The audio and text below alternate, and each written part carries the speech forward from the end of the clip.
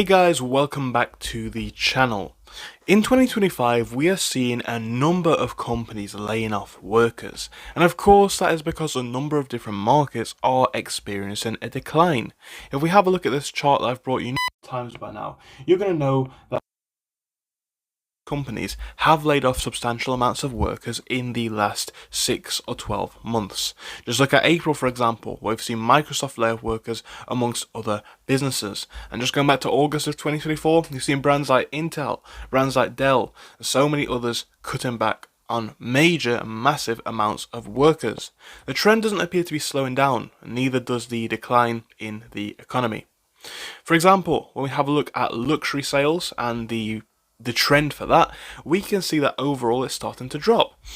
We are seeing luxury goods sales experiencing a decline in 2024, marking the first time since 2008 in the financial crisis, excluding the COVID pandemic, of course.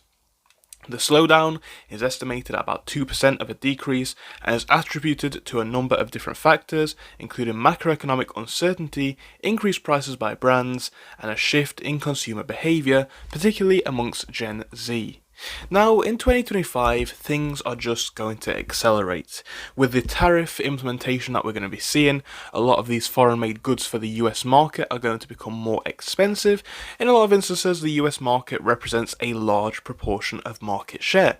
And perhaps that relates to the brand that we're going to be speaking about today, which is of course Chanel. Chanel are laying off about 70 employees in the United States, and for context, that's around 2.5% of its US workforce. The reason cited is a challenging economic environment in the luxury goods market.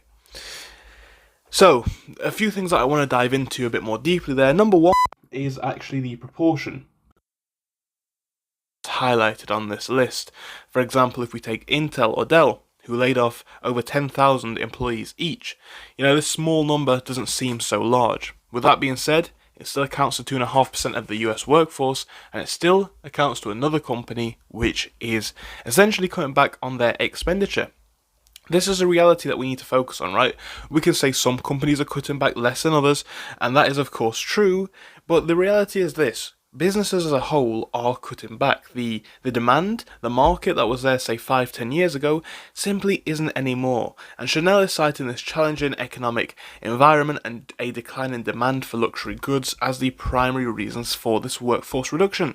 Now again, I want to bring you back to that main and most important part here. This is a first drop, obviously excluding COVID, since the 2008 financial crisis. Now factoring where we are in the economy, right, I think this is important. And this is at a time where we're seeing Chanel's revenues, at least in 2023, grow.